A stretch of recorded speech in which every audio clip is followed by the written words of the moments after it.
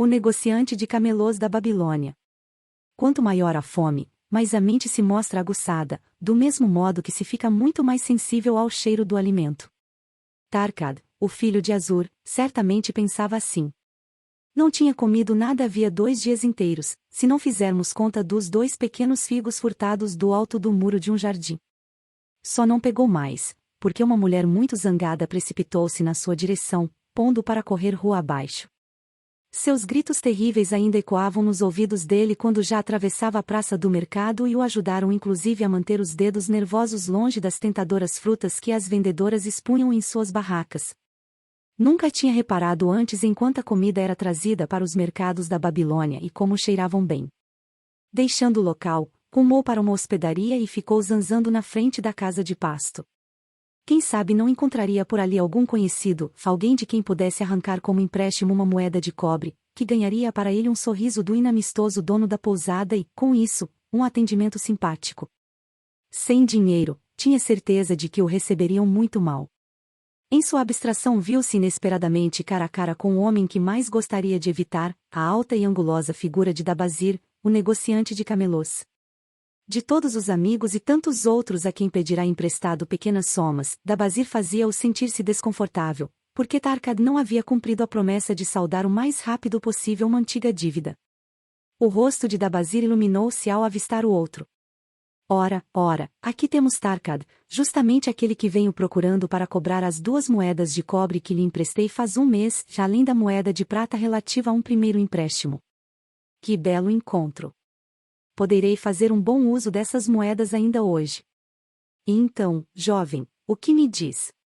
Tarkad gaguejou, ficando vermelho. Faminto, achava-se sem energia para discutir com o descarado Dabazir. Mil desculpas, murmurou fracamente, mas hoje estou sem qualquer moeda de cobre ou de prata. Me dê mais um tempo. Ora, vamos lá, insistiu Dabazir. Então não pode arranjar algumas moedas de cobre e uma moeda de prata para pagar pela generosidade de um velho amigo de seu pai, que o ajudou quando você se achava necessitado? Ainda não lhe paguei porque o azar tem me perseguido. O azar. Não responsabilize os deuses por sua própria fraqueza. O azar persegue todo homem que pensa mais em pedir emprestado do que em pagar. Venha fazer-me companhia, rapaz, enquanto almoço. Estou com fome e quero contar-lhe uma história. Tarkad vacilou devido à franqueza brutal de Dabazir, mas aqui estava finalmente um convite para entrar na casa de pasto. Dabazir conduziu-o até um dos cantos da sala, onde se sentaram sobre pequenos tapetes. Quando Kauskor, o proprietário, apareceu sorrindo, o negociante de camelôs dirigiu-se a ele com a familiaridade de sempre. Gordo lagarto do deserto, traga-me uma perna de cabra bem tostadinha, com muito molho, pão e todas as verduras que tiver, pois estou com fome e preciso de muita comida. Não esqueça de meu amigo aqui. Traga para ele um copo d'água. Bastante fria, por favor, pois está fazendo um calor babilônico. Tarkad quase sentiu um desfalecimento. Devia ficar ali, bebendo água, enquanto o outro devorava diante de seus olhos uma perna de cabra inteira? Não disse nada. Não pensava em nada que pudesse dizer. Dabazir, entretanto, não sabia o que era o silêncio. Sorrindo e acenando com naturalidade para os outros fregueses que o conheciam, continuou. Ouvi de um viajante recém-chegado de Urfa informações sobre um homem muito rico que tem uma peça de pedra cortada tão fina que se pode ver através dela. Ele colocou-a na janela de sua casa para barrar a chuva. Segundo o viajante, é amarela, e, quando ele mesmo olhou através dela, todo o mundo do outro lado pareceu-lhe estranho e diferente da realidade. O que diz sobre isso, Tarkad? Acha que o mundo pode parecer a alguém de uma cor diferente daquela que normalmente possui? Ouso dizer que sim, respondeu o jovem, mais interessado na gorda perna de cabra que acabavam de colocar na frente de Dabazir. Bem, sei que isso pode ser verdade porque eu mesmo vi o mundo numa cor totalmente diferente daquela que ele geralmente apresenta, e a história que vou contar ilustra como cheguei a vê-lo em sua cor correta de novo. Dabazir vai contar uma história, sussurrou um freguês para o vizinho e chegou seu tapete mais para a frente. Outros frequentadores trouxeram para ali o que estavam comendo e formaram um semicírculo. Mastigavam ruidosamente junto aos ouvidos de Tarkad e roçavam nele os ossos ainda carnosos. Só ele não estava comendo. Dabazir não dividira sua refeição nem o encorajara a pegar um pedaço do pesado pão que, depois de cortado, tinha rolado da bandeja para o solo. A história que vou contar começou Dabazir, fazendo uma pausa para dar uma mordida num bom pedaço da perna de cabra, tem a ver com o início de minha vida e de como me tornei um negociante de camelôs. Alguém aqui sabia que já fui um escravo na Síria? Um murmúrio de surpresa correu toda a plateia improvisada, trazendo uma grande satisfação a Dabazir. Quando ainda jovem, continuou Dabazir, depois de um outro ataque furioso à perna de cabra, aprendi o ofício de meu pai, o fazedor de sandálias. Trabalhei com ele em sua loja e casei-me. Sendo novo e com habilidades ainda não inteiramente desenvolvidas, ganhava pouco, o bastante apenas para sustentar minha excelente mulher numa vida modesta. Eu ansiava por boas coisas que não tinha condições de obter. Logo descobri que os donos de loja tinham confiança em mim se eu quisesse comprar fiado. Jovem e sem experiência, não sabia que aquele que gasta mais do que ganha está semeando os ventos da autoindulgência, naturalmente desnecessária, de onde pode estar certo de que colherá turbilhões de problemas e humilhação. Assim, acedi a meus caprichos por roupas finas e comprei coisas luxuosas para minha boa esposa e para o lar, tudo muito além de nossas posses. Paguei como pude, e realmente no início não houve grandes contrariedades. Mas com o tempo descobri que eu não podia usar meus ganhos para viver e ao mesmo tempo pagar minhas dívidas. Os credores começaram a me procurar para que eu saudasse minhas compras extravagantes, e minha vida tornou-se miserável. Pedia emprestado aos amigos, mas tampouco podia pagar-lhes. As coisas iam de mal a pior. Minha esposa voltou para a casa do pai, enquanto eu me decidia a deixar a Babilônia e buscar uma outra cidade onde um jovem pudesse encontrar melhores chances. Durante 2 anos levei uma vida sem descanso e sem êxito trabalhando para donos de caravanas. Daí, vim associado a um grupo de simpáticos salteadores que percorriam o deserto em busca de caravanas desarmadas. Essas ações eram indignas do filho de meu pai, mas eu estava vendo o mundo através de um vidro colorido e não me dava conta da degradação a que tinha chegado. Tivemos sucesso em nossa primeira viagem, capturando um rico carregamento de ouro, seda e outros objetos valiosos. Levei o saque para Ginir e esbanjei tudo. Não tivemos tanta sorte da segunda vez. Assim que espoliamos um novo grupo de mercadores, fomos atacados pelos lanceiros de um chefe nativo que recebia dinheiro para dar proteção às caravanas. Nossos 2 líderes foram mortos, e o restante de nós foi levado para Damasco, onde fomos despojados de nossas roupas e vendidos como escravos. Fui comprado por 2 moedas de prata por um chefe sírio do deserto. Com os cabelos tosquiados e uma simples tanga para usar, não era assim tão diferente dos outros escravos. Sendo um jovem imprudente, achava tudo isso uma mera aventura, até que um dia meu amo me levou à presença de suas 4 esposas e disse-lhes que elas podiam, se quisessem, fazer de mim um eunuco. Somente então percebi como minha situação era realmente desesperadora. Esses homens do deserto eram ferozes e acostumados ao combate. Eu estava sujeito à vontade deles, sem armas nem meios de escapar. Eu ficava apavorado quando essas 4 mulheres começavam a me examinar. Perguntava a mim mesmo se poderia esperar piedade por parte delas. Sira, a primeira esposa, era a mais velha das 4. Seu rosto não se mexia quando punha os olhos em mim. Desviava-me dela meio descrente de minha sorte. A segunda esposa era uma desdenhosa beleza que me fitava com indiferença, como se eu fosse um verme da terra. As 2 mais jovens viviam rindo, como se tudo aquilo não passasse de uma excitante brincadeira. Pareceu durar um século a expectativa. Cada uma das mulheres dava a impressão de estar esperando pelas outras para decidir. Finalmente, Sira manifestou-se, dizendo friamente: "Temos eunucos de sobra, mas poucos e incompetentes guardadores de camelôs. Ainda não fui visitar minha mãe, que se acha doente, porque não confio em nenhum de nossos escravos para conduzir meu camelo. Pergunte a esse outro se ele sabe conduzir camelôs." Meu amo então me perguntou se eu sabia lidar com camelôs. Empenhando-me por ocultar a ansiedade, respondi: "Posso fazê-los ajoelharem-se, posso pôr-lhes as cargas, posso levá-los por longas viagens sem se cansarem. Se for necessário, posso consertar os arreios." "O escravo sabe mais do que o necessário", observou meu amo. "Se for seu desejo, Sira, use este homem como seu guardador de camelôs." Assim, Fiquei sob as ordens diretas de Cira e naquele dia conduzi seu camelo por uma longa viagem de visita à sua mãe doente. Tive a oportunidade de pedir-lhe que intercedesse por mim junto a meu amo e contei-lhe que não era um escravo de nascença, mas o filho de um homem livre, um honrado fazedor de sandálias da Babilônia. Contei-lhe muitas coisas a respeito de minha própria vida. Seus comentários me deixaram desconcertado, e refleti muito sobre o que ela me disse. Como pode chamar a si mesmo um homem livre, quando sua própria fraqueza o trouxe à condição em que se acha? Se um homem tem dentro de si a alma de um escravo, não é exatamente nisso que se transforma, não obstante seu nascimento, assim como a água procura o seu nível?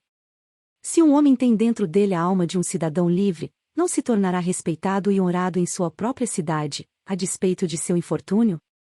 Por mais de um ano fui um escravo e vivi com escravos, mas não podia tornar-me um deles. Um dia, Cira me perguntou: por que fica sozinho em sua tenda, quando os demais escravos aproveitam a folga divertindo-se uns com os outros? Estou refletindo sobre o que a senhora me disse. Não acredito que tenha a alma de um escravo. Não posso juntar-me a eles, portanto, devo me manter à parte. Eu também me mantenho à parte, confidenciou-me ela. Meu dote era valioso, e meu senhor casou-se comigo por causa disso. Mas ele não me deseja. Tudo quanto uma mulher almeja é ser desejada. Devido a isso e ao fato de ser estéril e não poder ter filhos, devo me manter à parte. Se fosse homem, preferiria morrer a me tornar um escravo, mas as convenções de nossa tribo reservam às mulheres o papel de escravas. O que acha de mim agora? Perguntei-lhe a queima-roupa. Tenho a alma de um homem ou a de um escravo? Você tem vontade de saldar as dívidas que fez na Babilônia? Sim, tenho vontade, mas não vejo como. Se deixar que os anos passem sem fazer qualquer esforço para pagar, então você tem a desprezível alma de um escravo. O mesmo pode ser dito do homem que não respeita a si mesmo, e ninguém pode respeitar a si mesmo se não paga honestamente suas dívidas. Mas o que posso fazer se sou um escravo na Síria? Permaneça como escravo na Síria, seu fraco. Não sou um fraco, neguei vivamente. Então, prove. Como? Seu grande rei não combate os inimigos de todas as maneiras que pode e com todas as forças de que dispõe? Suas dívidas são seus inimigos. Elas correram com você da Babilônia. Você abandonou-as, e elas cresceram num nível sufocante para você. Se as tivesse enfrentado como um homem, daria conta do recado e se veria admitido entre os concidadãos. Mas não teve coragem de combatê-las, e seu amor próprio mingou tanto que agora você não passa de um escravo na Síria. Quanto mais pensava em suas duras acusações, mais elaborava frases defensivas para provar a mim mesmo que não era intimamente um escravo. Mas não tive tempo de usá-las. 3 dias depois, a criada de Cira veio me procurar em seu nome. Minha mãe acha-se novamente muito doente, disse ela. Cele os 2 melhores camelôs do rebanho de meu marido. Providencie água e alimento para uma longa viagem. A criada abrirá as despensas para você. Carreguei os camelôs, impressionado com a quantidade de mantimentos fornecidos pela criada, pois a mãe de Cira morava a menos de um dia de viagem. A criada montou num dos camelôs, enquanto eu conduzia o de minha senhora. Tinha acabado de escurecer quando chegamos à casa materna de Cira. Esta despediu a criada e disse-me: Dabazir, você tem a alma de um homem livre ou a alma de um escravo? A alma de um homem livre, insisti. Então chegou sua chance de prová-lo. Nosso dono está desmaiado de tanta bebida, e seus chefes não fizeram por menos. Pegue estes camelôs e fuja. Nesta bolsa há roupas de seu amo com que você poderá disfarçar-se. Direi que furtou os camelôs e fugiu enquanto eu visitava minha mãe doente. Você tem a alma de uma rainha, disse-lhe. Como gostaria de conduzi-la à felicidade? A felicidade, respondeu ela, não se acha à espera da esposa fugida numa terra distante, entre gente estranha. Mas vá, e possam os deuses do deserto protegê-lo, pois o caminho é longo e escasso em alimento ou água. Já não era necessário insistir para que me fosse, mas quis ainda agradecer-lhe, calorosamente, e desapareci na noite. Eu não conhecia aquela estranha região e tinha apenas uma tênue ideia de onde ficava a Babilônia, mas me pus corajosamente a caminho através do deserto, em direção às colinas. Montava um camelo e trazia o outro amarrado. Viajei durante toda a noite e todo o dia seguinte, impelido pelo conhecimento do terrível destino reservado aos escravos que roubavam os bens de seu amo ou tentavam escapar. Ao cair da tarde alcancei um pequeno povoado tão desabitado quanto o deserto. Pedras afiadas feriam os pés de meus leais camelôs, que logo começaram a andar com lentidão e sofrendo muito. Não encontrei pelo caminho nenhum homem ou animal e pude compreender por que evitavam essa terra inóspita. Era uma dessas viagens de que poucos homens conseguem sair vivos para contar. Arrastávamo-nos dia após dia. Água e alimentos esgotavam-se. O calor do sol era inclemente. No final do 9º dia escorreguei do dorso de minha montaria com a sensação de que estava fraco demais para tornar a montar e de que certamente morreria, perdido nessa região desabitada. Estendi-me completamente no chão e dormi, só acordando com as primeiras luzes da manhã. Soergui-me e olhei à volta. Havia um frescor no ar da manhã. Meus camelôs espojavam-se no chão não muito longe dali. Em derredor, uma imensa região arruinada, coberta de pedras, areia e coisas duras, nenhum sinal de água, nada de comer para homem ou camelo. Quem sabe não encontraria o meu fim nessa quietude extrema. Minha mente nunca estivera tão aguçada. Naquele momento, meu corpo não parecia ter qualquer importância. Meus lábios ressequidos e partidos, minha língua seca e inchada, meu estômago vazio, tudo tinha perdido a suprema tortura do dia anterior. Eu olhava à minha frente a desanimadora distância, e novamente veio até minha pergunta: tenho a alma de um escravo ou a alma de um homem livre? Então percebi com clareza que, se eu tivesse a alma de um escravo, entregaria os pontos, deixar-me-ia ficar ali deitado no deserto e morreria, um merecido fim para um escravo fugido. Mas e se tivesse a alma de um homem livre? Certamente faria tudo para voltar à Babilônia, pagaria aqueles que tinham confiado em mim, traria felicidade à minha esposa, que realmente me amava, e paz de espírito aos meus familiares. Suas dívidas são os seus inimigos que o puseram para correr da Babilônia, tinha dito Cira. Sim, é isso mesmo. Por que me recusará a ficar em meu chão como um homem? Por que permitirá que minha esposa voltasse para a casa do pai? Então, aconteceu uma coisa estranha. O mundo todo pareceu de uma cor diferente, como se eu tivesse estado olhando para ele através de uma pedra colorida, subitamente retirada. Via por fim os verdadeiros valores na vida. Morrer no deserto. Não eu. Com a nova visão, dei-me conta das coisas que tinha de fazer. Primeiro voltaria à Babilônia e enfrentaria corajosamente todos os meus credores. Contaria a eles que após anos de perambulações e infortúnio estava de volta para regular todas as minhas dívidas tão rapidamente quanto os deuses me permitissem. Depois daria um verdadeiro lar à minha esposa e me tornaria um cidadão cuja conduta encheria de orgulho meus pais. Minhas dívidas eram os meus inimigos, mas os homens a quem pedirá emprestado eram meus amigos, pois tinham confiado e acreditado em mim. Eu caminhava sem sentir os pés firmes. Que importava a fome? Que importava a sede? Não passavam de incidentes no caminho para a Babilônia. Dentro de mim agitava-se a alma de um homem livre voltando à terra natal para conquistar seus inimigos e recompensar seus amigos. Eu vibrava com a resolução que tinha tomado. Os olhos turvos dos camelôs brilharam ao timbre novo em minha voz rouca. Com grande esforço, depois de muitas tentativas, eles conseguiram sustentar-se sobre as pernas. Perseverantes, projetavam-se para frente, em direção ao norte, onde algo dentro de mim me dizia que iríamos localizar a Babilônia. Encontramos água. Passamos por uma região mais fértil onde topamos com relva e frutas. Descobrimos a pista para a Babilônia, porque a alma de um homem livre olha a vida como uma série de problemas por resolver e os resolve, enquanto a alma de um escravo não se liberta da eterna lamúria. Que posso fazer se não passo de um escravo? E quanto a você, Tarkad? O estômago vazio não lhe deixou a cabeça mais aguçada? Está pronto para pegar a estrada que pode trazer de volta seu autorrespeito? Já pode ver o mundo em sua verdadeira cor. Não tem o desejo de pagar honestamente suas dívidas, por maiores que sejam, e tornar-se mais uma vez um homem respeitado na Babilônia? Os olhos do jovem ficaram úmidos. Ele se levantou resolutamente. Você me fez ver algo importante. Já sinto vibrar em minha alma de um homem livre. Mas como se arranjou nos primeiros tempos de seu retorno? Perguntou um ouvinte atento. Onde há determinação, o caminho pode ser encontrado, respondeu Dabazir. Já me achava então determinado a fazer os planos corretos. Primeiro visitei todos os homens a quem devia dinheiro, rogando-lhes indulgência até que eu pudesse ganhar o suficiente para saldar meus débitos. A maioria aceitou de bom grado minha proposta. Vários me insultaram, mas outros renovaram a oferta de ajuda. Um deles, Maton, o emprestador de dinheiro, ofereceu-me o verdadeiro socorro de que eu precisava.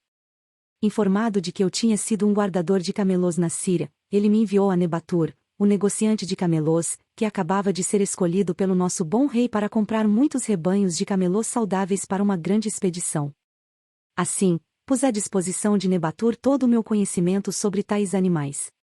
Paulatinamente tornei-me capaz de pagar cada moeda de cobre e cada moeda de prata.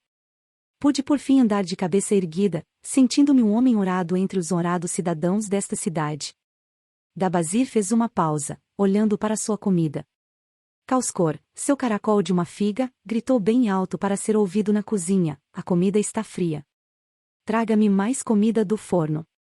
Sirva uma generosa porção a Tarkad, o filho de meu velho amigo, que está faminto e comerá comigo. Assim terminou a história de Dabazir, o negociante de camelôs da velha Babilônia. Ele encontrou sua própria alma, quando compreendeu uma verdade conhecida e usada por homens sábios muito antes do seu tempo. Ela tem tirado homens de todas as idades de dificuldades e conduzido ao sucesso e assim continuará fazendo para todos aqueles que conseguem sentir seu mágico poder. Isso vale para qualquer pessoa que leia estas linhas. Onde há determinação, o caminho pode ser encontrado. As tabuinhas de argila da Babilônia. Street, Sitting S. College Nottingham University.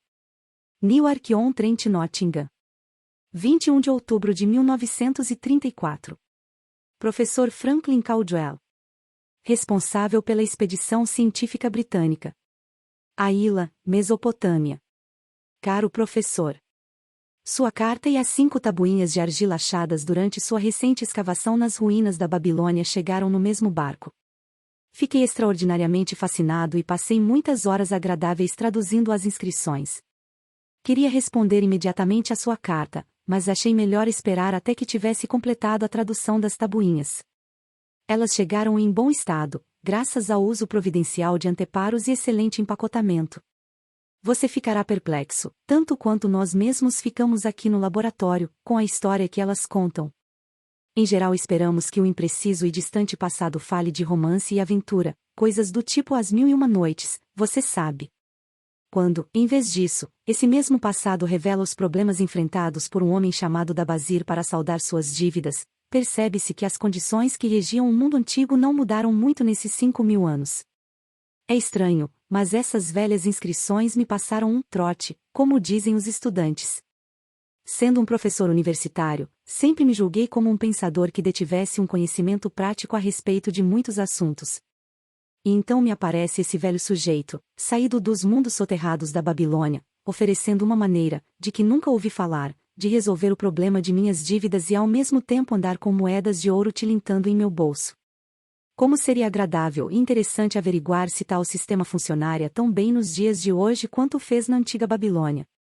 A senhora Shrewsbury e eu estamos planejando testá-lo em nossos próprios negócios, que poderão melhorar muito. Desejando-lhe toda a sorte do mundo em seu valioso empreendimento e aguardando impacientemente outra oportunidade de servir, despeço-me. Com os sinceros cumprimentos de Alfred H. Shrewsbury, Departamento de Arqueologia. Tabuinha I. Neste momento, em noite de lua cheia, eu, Dabazir, recém-fugido da escravidão na Síria, com a determinação de saldar dívidas que reconheço publicamente e fazer de mim mesmo um homem de posses respeitado em minha cidade natal da Babilônia, mando gravar sobre a argila um registro permanente de meus negócios para guiar-me e assistir na satisfação de meus altos desejos. Escorando-me nos conselhos de meu bom amigo Maton, o emprestador de dinheiro, acho-me determinado a seguir um plano preciso que, segundo ele, pode tirar qualquer cidadão dos embaraços de uma situação de dívida para uma situação de posses e autorrespeito. Esse plano inclui 3 propósitos que espero e desejo realizar. Primeiro, o plano é a garantia de minha futura prosperidade. Por isso, 1/10 de tudo quanto eu ganhar será separado e guardado. Pois Maton fala sabiamente quando diz: Aquele que guarda em sua bolsa ouro e prata que não precisa gastar é bom para a família e leal com seu rei. Aquele que não tem em sua bolsa senão algumas moedas de cobre é indiferente à família e indiferente a seu rei. Mas o homem que não tem nada em sua bolsa é insensível à família e desleal com seu rei, pois seu próprio coração é amargo. Por isso, o homem que deseja atingir seus objetivos deve ter moedas tilintando em sua bolsa, sinal de que tem em seu coração amor pela família e lealdade para com o rei. Segundo, o plano deve permitir que eu sustente e vista minha boa esposa, que, com toda a dignidade, voltou para viver comigo. Pois Maton afirma que cuidar adequadamente de uma esposa leal confere alto respeito ao coração de um homem e propicia força e determinação a seus propósitos. Por isso, 7/10 de tudo quanto eu ganhar serão usados em nossa casa, na aquisição de roupas e comida, além de uma pequena parcela destinada aos prazeres e aos divertimentos. Mas é absolutamente necessário que não se gastem mais do que 7/10 nessas coisas. O sucesso do plano depende disso. Devo viver com essa parcela e nunca usar mais do que isso ou comprar o que esteja além desse limite. Tabuinha segunda. Terceiro, o plano deve garantir que meus ganhos tenham condição de saldar todas as minhas dívidas. Por isso, na ocasião da lua cheia, 2/10 de tudo que eu tiver ganhado serão divididos honrada e razoavelmente entre aqueles que confiaram em mim e a quem pedi emprestado. Assim, em seu devido tempo, todas as minhas dívidas estarão certamente liquidadas. Como um lembrete, mandei gravar nesta argila o nome de todos os cidadãos a quem pedi emprestado e a honesta soma de meus débitos. Farru, o tecelão, 2 de prata, 6 de cobre. Sinjar, o fazedor de assentos, L de prata. Amar, meu amigo, 3 de prata, L de cobre. Zancar, meu amigo, 4 de prata, 7 de cobre. Ascamir, meu amigo, L de prata, 3 de cobre. Arincir, o ourives, 6 de prata, 2 de cobre. Dierbequer, o amigo de meu pai, 4 de prata, L de cobre. Alcaad, meu senhorio, 14 de prata. Maton, o emprestador de dinheiro, 9 de prata. Birejic, o fazendeiro, L de prata, 7 de cobre. A tabuinha está danificada a partir daqui. Não deu para decifrar. Tabuinha terceira. Devo a esses credores um total de 119 moedas de prata e 141 moedas de cobre. Preso a tais compromissos e não vendo como pagar, em minha loucura permiti que minha esposa voltasse para o pai, enquanto eu mesmo deixava minha cidade natal, somente para encontrar desgraça e ver-me degradantemente vendido como escravo. Agora que Maton me mostra como posso saldar minhas dívidas a partir de pequenas somas tiradas de meus próprios ganhos, percebo com clareza a grande extensão de minha loucura ao fugir das consequências provocadas por minhas extravagâncias. Por isso visitei meus credores e expliquei-lhes que não tinha outros recursos para pagar-lhes senão minha capacidade para ganhar dinheiro e que eu tencionava destinar 2/10 de tudo que ganhasse para a amortização das dívidas, honesta e periodicamente. Não poderia desembolsar mais do que isso. Se fossem pacientes, com o tempo todas as minhas obrigações estariam integralmente resolvidas. Amar, que eu julgava ser o meu melhor amigo, injuriou-me amargamente, e me retirei sentindo-me realmente humilhado. Birejic rogou que eu lhe pagasse primeiro, porque estava precisando de ajuda. Alcaad, meu senhorio, revelou-se um sujeito desagradável e garantiu que me poria em maus lençóis se eu não resolvesse logo a situação com ele. Os demais tiveram a boa vontade de aceitar minha proposta. Por isso estava mais determinado como nunca a resolver tudo aquilo, convencido de que é mais fácil acertar as dívidas do que evitá-las. Ainda que não tivesse podido satisfazer integralmente as necessidades e os caprichos de alguns poucos credores, negociei imparcialmente com todos. Tabuinha quarta. Outra lua cheia. Trabalhei arduamente, com a cabeça em paz. Minha boa esposa tem me apoiado na intenção de pagar a meus credores. Devido à nossa sábia determinação, ganhei durante a última lua, comprando camelôs de bom fôlego e boas pernas para Nebatur, a soma de 19 moedas de prata. Dividi-a de acordo com meu plano. Separei 1/10 para guardar, dividi 7/10 com a esposa para o nosso sustento. 2/10, uniformemente divididos em moedas de cobre, foram destinados a meus credores. Não estive com Amar, mas deixei a parte dele com sua esposa. Birejic ficou tão satisfeito que quis beijar minha mão. Só o velho Alcaad continuava rabugento e disse que eu devia pagar mais rápido. Repliquei-lhe que eu só teria condições de pagar mais rápido se deixasse de me preocupar com o sustento da casa e de minha esposa. Todos os demais me agradeceram e elogiaram meus esforços.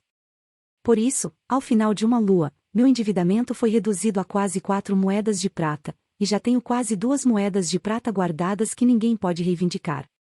Meu coração se acha mais leve, coisa que há muito não experimentava. De novo plenilúnio. Trabalhei duro, mas com pouco sucesso. Vendi apenas alguns camelôs.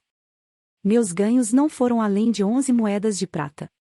Entretanto, minha boa esposa e eu continuamos fechados com o plano, ainda que não tenhamos comprado roupa alguma, limitando-nos, inclusive, a uma alimentação frugal. Ainda dessa vez separei para guardar 1/10 das 11 moedas e 7/10 para as despesas. Fiquei surpreso quando Amar louvou meu pagamento, ainda que pequeno. Bijeric comportou-se do mesmo modo. Alcaad encolerizou-se, mas, quando viu que podia ficar sem sua parcela se não a aceitasse, concordou comigo. Os demais, como sempre, não fizeram quaisquer restrições. Mais uma vez a lua cheia toma conta do céu, e me sinto extremamente feliz. Topei com um magnífico rebanho de camelôs e comprei alguns bem saudáveis, tendo conseguido ganhar 42 moedas de prata. Esta lua minha esposa e eu compramos sandálias e roupas, de que estávamos bem necessitados. Além disso, fizemos boas ceias, acompanhadas inclusive de aves. Paguei aos credores mais de 8 moedas de prata. Dessa vez, nem Alcaad protestou. Grande é o plano, pois ele tem nos tirado do endividamento e propicia-nos a possibilidade de guardar o que nos pertence de direito. Já se passaram 3 luas cheias desde que fiz este último entalhe na argila. Em cada uma delas paguei a Mini mesmo 1/10 de tudo quanto consegui com o meu trabalho. E durante esse mesmo tempo minha boa esposa e eu vivemos sempre com 7/10 adrede separados, ainda que às vezes isso se tivesse mostrado mais difícil. E paguei regularmente a meus credores os 2/10 a eles destinados. Minhas economias somam agora 21 moedas de prata. Isso faz com que eu sinta a cabeça no lugar e me deixa orgulhoso por poder caminhar entre meus amigos. Minha esposa cuida muito bem de nossa casa, se veste com decoro e elegância. Sentimos-nos felizes por estarmos juntos. O plano é de um valor indizível. Além de ter feito de um ex-escravo um honrado cidadão. Tabuinha V. Veio de novo a lua cheia, e percebo que já faz um bom tempo que comecei a entalhar argila. Na verdade, 12 luas vieram e se foram. Mas hoje especialmente não negligenciarei meu registro, pois acabo de pagar a última de minhas dívidas. Hoje é o dia em que minha boa esposa e meu agradecido ser comemoram com um grande banquete o fato de nossa determinação ter chegado a bom termo. Aconteceram tantas coisas em minha última visita aos credores que ainda me lembrarei disso por muito tempo. Amar rogou-me que lhe perdoasse por suas palavras duras e disse que eu era, entre todos os demais, a pessoa que mais desejava para seu amigo. O velho Alcaad não é assim tão mau, apesar de tudo, pois me disse: antes você era um pedaço de argila mole que todo mundo podia apertar e modelar, mas agora é uma peça de bronze capaz de enfrentar uma espada. Se em algum momento precisar de ouro ou de prata, procure-me. E ele não é o único que me tem em alta conta. Muitos outros dirigem-se a mim com respeito. Minha boa esposa fita-me com um brilho nos olhos que me leva a ter confiança em mim mesmo. Esse é o plano que me propiciou sucesso. Ele me capacitou a pagar todas as minhas dívidas e conservar minha bolsa repleta de ouro e prata. Recomendo a todos que desejam o êxito. Pois se fez com que um ex-escravo tivesse condição de pagar suas dívidas, não ajudaria qualquer outro ser humano que buscasse a independência? E ainda continuo a utilizá-lo, pois estou convencido de que poderei estar entre os homens mais ricos do mundo.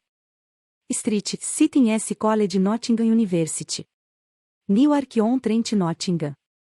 7 de novembro de 1936. Professor Franklin Caldwell. Responsável pela expedição científica britânica. Aila, Mesopotâmia. Caro professor. Se, em suas futuras escavações nas ruínas da Babilônia, encontrar o fantasma de um antigo habitante, um velho negociante de camelôs chamado Dabazir, faça-me um favor. Diga-lhe que o que ele andou gravando nessas tabuinhas de argila, há tanto tempo, renderão-lhe os votos de gratidão de um casal de professores universitários aqui na Inglaterra. Você provavelmente se lembra de minhas palavras na carta de outubro de 1934, quando lhe disse que a senhora Shrewsbury e eu iríamos tentar pôr em prática o plano de Dabazir, ou seja, amortizando nossas dívidas e ao mesmo tempo guardando parte do dinheiro. Você já deve ter adivinhado, ainda que tivéssemos nos limitado ao círculo de nossos amigos, nossas desesperadoras dificuldades. Vínhamos há anos sendo espantosamente humilhados por um grupo de velhas dívidas e morríamos de preocupação com medo de que alguns credores pudessem armar um escândalo que nos forçaria a sair da universidade. Nós pagávamos e pagávamos cada centavo que podíamos espremer de nossa renda, já por si muito aquém do suficiente para as nossas próprias despesas. Por outro lado, éramos obrigados a fazer todas as nossas compras onde tivéssemos crédito em médio e longo prazos, sem termos condições, em vista disso, de reclamar contra os preços. Isso evoluiu para um desses círculos viciosos em que as coisas, em vez de melhorar, pioram. Nossos esforços eram improfícuos. Não podíamos mudar para uma casa mais em conta, porque devíamos ao senhorio. Não víamos luz alguma no fim do túnel. E de repente nos aparece esse seu conhecido, o velho negociante de camelôs da Babilônia, com um plano inteiramente ajustado ao nosso caso, convidando-nos jovialmente a seguir o sistema que ele mesmo utilizou em seu próprio tempo. Fizemos uma lista de todos os nossos débitos, saí com ela e mostrei-a a cada um de nossos credores. Expliquei-lhes como era humanamente impossível pagar-lhes do jeito que as coisas iam. Eles mesmos podiam perceber isso de imediato pelas quantias. Ponderei que o único modo de pagar-lhes integralmente seria separar todo mês 20% de minha renda e fazer um rateio entre os credores, o que me permitiria liquidar a dívida no mínimo dentro de 2 anos. E que nesse meio tempo criaríamos uma espécie de livro-razão e daríamos prioridade a eles em nossas compras. Eles ficaram realmente satisfeitos. Nosso verdureiro, um velhinho esperto como o que, interpretou a ideia de uma maneira que ajudou a convencer os demais. Se você pagar por tudo que compra e pagar apenas uma parte do que deve, será ainda melhor, pois você não vai liquidar seu débito em menos de 3 anos. Finalmente formulei um acordo por escrito com o nome de todos, determinando que eles estariam proibidos de nos molestar enquanto os 20% de nossa renda estivessem sendo pagos em dia. Minha mulher e eu começamos então a criar um esquema que nos permitisse viver com 70%. Estávamos resolvidos a poupar 10%. O pensamento da prata e até do ouro tilintando era realmente mais sedutor. Essa mudança em nosso cotidiano era uma aventura. Divertíamo-nos com a ideia de viver confortavelmente com os 70% restantes. Começamos com o aluguel e conseguimos uma bela redução. Depois pusemos sob suspeita as marcas prediletas do que consumíamos, e foi uma agradável surpresa descobrir como frequentemente podemos comprar artigos de qualidade superior a um preço mais em conta. Para encurtar a história, não foi nada difícil tomar essas resoluções. Levávamos o plano adiante com muita alegria ainda por cima. Que alívio ter arrumado nossos negócios de tal modo que por muito tempo não fomos mais perseguidos pelas dívidas do passado. Não devo deixar, entretanto, de contar-lhe sobre esses 10% que tínhamos resolvido poupar. Conseguimos fazê-lo por algum tempo. Não ria antes da hora. Essa é a parte divertida. É realmente engraçado começar a acumular dinheiro que você não quer gastar. Há mais prazer em ver aumentar uma reserva de dinheiro supostamente excedente do que poderia haver gastando-a. Depois de ter poupado até onde achamos necessário, encontramos um emprego mais lucrativo para as nossas economias. Fizemos um investimento em que pudéssemos pagar esses 10% todo mês. Isso provou ser o aspecto mais satisfatório de nossa regeneração. É a primeira coisa que pagamos já descontada em folha. Há uma grande sensação de segurança em saber que nosso investimento cresce de maneira estável.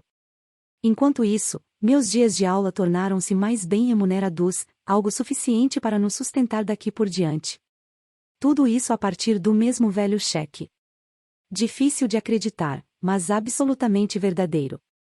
Todas as nossas dívidas sendo gradualmente pagas e nossos investimentos crescendo ao mesmo tempo. Além disso vivíamos, financeiramente falando, muito melhor do que antes. Quem acreditaria haver uma diferença de tal monta em termos de resultado entre seguir um plano financeiro e simplesmente deixar-se levar pela corrente?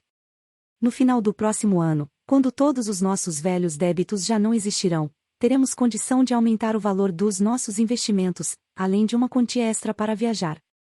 Estamos determinados a nunca mais permitir que nossas despesas mensais ultrapassem 70% de nossos vencimentos. Agora você pode entender por que gostaríamos de estender nossos agradecimentos pessoais a esse velho cara cujo plano salvou-nos do que era o nosso inferno na Terra. Ele sabia. Ele passou por tudo isso. Ele queria beneficiar os outros a partir de suas próprias amargas experiências. Foi por isso que levou tediosas horas gravando sua mensagem na argila. Ele tinha uma mensagem verdadeira para companheiros no sofrimento, uma mensagem tão importante que depois de 5.000 anos ergueu-se das ruínas da Babilônia, não menos verdadeira ou menos vital do que no dia em que foi enterrada. Com os sinceros cumprimentos de Alfred H. Shrewsbury, Departamento de Arqueologia. O homem de mais sorte da Babilônia. À frente de sua caravana vem orgulhosamente montado Shahunada, o mais importante comerciante da Babilônia. Ele gosta de roupas finas e está usando uma túnica elegante e cara. Gosta de animais de classe e está montando seu vigoroso garanhão árabe. Quem quer que o contemplasse dificilmente adivinharia sua avançada idade. E certamente ninguém teria suspeitado de que por dentro ele se achava bastante preocupado. A viagem desde Damasco é longa, e não tem conta as adversidades do deserto. Ele não pensava nelas. As tribos árabes são ferozes e ávidas por pilhar caravanas ricas. Ele não as temia, pois seus muitos guardas montados eram uma segura proteção. O que o enchia de inquietação era o jovem a seu lado, que estava trazendo de Damasco. Tratava-se de Adam Gula, o neto de um velho sócio, Arad Gula, a quem se sentia ligado por uma dívida de gratidão que nunca poderia ser paga. Gostaria de fazer algo pelo rapaz, mas, quanto mais pensava nisso, mais lhe parecia difícil por causa do próprio jovem. Vendo os anéis e os brincos do jovem, pensou de si para consigo, ele acha que joias são para homens, embora tenha o mesmo rosto enérgico do avô. Mas este não usava túnicas tão berrantes. Procurei, porém, trazê-lo na esperança de ajudá-lo a começar por si mesmo e livrar da ruína o que seu pai tem feito da herança deles. Adam Gula tirou-o de seus pensamentos. Por que trabalha tão arduamente, acompanhando sempre sua caravana em longas viagens? Nunca arranja tempo para gozar a vida? Gozar a vida? Repetiu Shahunada, sorrindo. O que você faria para gozar a vida se estivesse em meu lugar? Se fosse tão rico quanto você, levaria a vida de um príncipe. Nunca montaria um animal para cruzar o torre do deserto. Gastaria os ciclos tão rapidamente quanto viessem para minha bolsa. Usaria as mais caras túnicas e as joias mais raras. Seria uma vida a meu gosto, algo que realmente valeria a pena. Os dois riram. Seu avô não usava joias, disse Shahunada, pensativo. Depois continuou, brincando, não reservaria tempo algum para trabalhar? O trabalho foi feito para escravos, respondeu Adam Gula. Shahunada mordeu os lábios, mas não fez nenhuma réplica, seguindo em silêncio até que a trilha os tivesse levado ao declive. Ali freou a montaria e apontou ao longe o vale verdejante. Veja, aí se acha o vale. Procure levar mais adiante seus olhos e entreverá, ainda indistintamente, as muralhas da Babilônia. A torre é o templo de Bel. Se tiver olhos de lince, perceberá inclusive a fumaça que sobe do fogo perene instalado em seu topo. A Babilônia é assim? Sempre almejei conhecer a mais rica cidade em todo o mundo, comentou Adam Gula. A Babilônia, onde meu avô começou sua fortuna. Quem dera ele ainda estivesse vivo. Não deveríamos ser tão apressados. Por que deveria o espírito dele ficar na terra além do tempo que lhe foi reservado? Você e seu pai podem muito bem prosseguir as boas coisas que ele fez. Ai de mim, nenhum de nós dois possui os talentos de meu avô. Nem papai nem eu conhecemos seu segredo para atrair os dourados ciclos. Shahunada não respondeu, mas, pensativo, afrouxou a rédea e deixou sua montaria descer o declive na direção do vale. Atrás deles seguia a caravana numa nuvem de poeira avermelhada. Algum tempo depois alcançavam a estrada real e dobravam ao sul, através das fazendas irrigadas. 3 velhos homens arando um campo despertaram a atenção de Shahunada. Pareciam estranhamente familiares. Que coisa mais ridícula! Ninguém passa 40 anos depois por um campo e encontra os mesmos homens arando o terreno. Mas alguma coisa dentro de si dizia que eram eles. Um, com uma força incerta, manejava o arado. Os outros conduziam com grande dificuldade os bois, batendo-lhes inutilmente com seus cajados para obrigá-los a continuar puxando. 40 anos atrás tinha invejado esses homens. Com que felicidade teria então trocado de lugar com eles? Mas que diferença agora! Olhou com orgulho para trás, apreciando a caravana que o seguia, com seus camelôs e burros criteriosamente escolhidos, abarrotados de mercadorias valiosas trazidas de Damasco. E tudo isso era apenas uma parte de todos os seus bens. Ele apontou para os homens que trabalhavam a terra e disse: continuam arando o mesmo terreno onde se encontravam há 40 anos. E o que parece, mas por que acha que são os mesmos? Eu os vi ali uma vez, respondeu Shahunada. As recordações passaram como um raio por sua mente. Por que não podia enterrar o passado e viver no presente? E então viu, como numa imagem, o rosto sorridente de Arad Gula. A barreira entre ele mesmo e o cínico jovem a seu lado dissolveu-se. Mas como podia ajudar um jovem enfatuado como este, com suas ideias de perdulário e as mãos cheias de joias? Podia oferecer trabalho à vontade para homens com boa disposição, mas não para aqueles que se presumiam superiores demais para exercerem um determinado ofício. Entretanto, devia Arad Gula a obrigação de fazer realmente alguma coisa, não uma tentativa sem entusiasmo. Ele e Arad Gula nunca tinham agido desse modo, não eram dessa espécie de homens. De repente veio-lhe à cabeça um plano. Havia objeções. Tinha que levar em conta sua própria família e sua posição. Seria uma coisa cruel e agressiva. Homem de decisões rápidas, pôs de lado as objeções e resolveu agir. Estaria interessado em saber como seu conceituado avô e eu mesmo formamos uma sociedade que se mostrou bastante lucrativa? Perguntou ele. Por que não me conta só como conseguiu os dourados ciclos? É tudo o que preciso saber, aparou o jovem.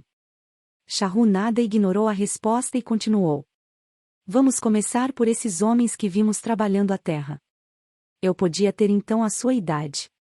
Quando a coluna em que me encontrava se aproximou, o velho e bom Migido, o fazendeiro, zombou da maneira desajeitada com que eles usavam os instrumentos. Migido estava acorrentado junto a mim. Olhe para esses companheiros preguiçosos, protestou ele. O que maneja o arado não faz o menor esforço para abrir sulcos profundos, nem os batedores conseguem manter os bois na linha certa. Como podem esperar uma boa colheita arando de tal forma? Disse que Migido estava acorrentado a você? Perguntou Adam Gula, surpreso. Sim, com argolas de bronze em volta do pescoço e um pedaço de pesada corrente entre nós. A seu lado achava-se Zabado, o ladrão de ovelhas. Tinha-o conhecido em Arrom. No final, vinha um homem a quem chamávamos de pirata, pois não nos dissera seu nome. Pensamos tratar-se de um marujo, porque trazia no peito uma tatuagem de serpentes entrelaçadas à moda do mar. A coluna era assim constituída para que os homens andassem de 4 em 4. Você estava acorrentado como um escravo? Perguntou Adam Gula, sem acreditar. Seu avô não lhe contou que eu já fui um escravo? Ele sempre falou sobre você, mas nunca insinuou nada a esse respeito. Ele era um homem a quem se podia confiar os mais íntimos segredos. Creio que também posso confiar em você, não é mesmo? Shahunada olhou diretamente nos olhos. Você pode contar com o meu silêncio, mas estou perplexo. Conte-me como chegou a ser um escravo. Shahunada deu de ombros. Qualquer homem pode acordar numa bela manhã como um escravo. Foi uma casa de jogo e o excesso de bebida que me trouxeram tal desgraça. Fui vítima das imprudências de meu irmão. Numa briga, ele matou seu amigo de copo. Meu pai me entregou à viúva, desesperado para proteger meu irmão contra o braço da lei. Como depois ele não tivesse conseguido dinheiro suficiente para libertar-me, a mulher, raivosa, me vendeu para um mercador de escravos. Que vergonha e injustiça! Protestou Adam Gula. Mas, diga-me, como conseguiu ganhar a liberdade? Calma, chegaremos lá. Ouça primeiro a história. Quando passamos, esses homens que estavam trabalhando a terra zombaram de nós. Um deles tirou o chapéu rasgado da cabeça e fez uma mesura, quase gritando: Bem-vindos à Babilônia, hóspedes do rei. Ele os espera nas muralhas da cidade, onde o banquete é farto, tijolos de lama e sopa de cebolas. E todos eles riram ruidosamente. Pirata encolerizou-se e xingou-os. Que querem dizer com isso? Que o rei nos espera nas muralhas? Perguntei-lhe. Que vamos para as muralhas da cidade carregar tijolos até que nossas costas se quebrem. Talvez eles os surrem até a morte antes que os próprios tijolos acabem com você. Mas eu não deixarei que me batam. Eu os matarei. Megido tomou a palavra. Não faz sentido para mim a ideia de Amós batendo em escravos diligentes, dispostos ao trabalho, até a morte. Os Amós gostam de bons escravos e tratam-nos bem. Quem quer trabalhar pesado, comentou Zabado. Esses homens aí curvados ao arado são sujeitinhos espertos.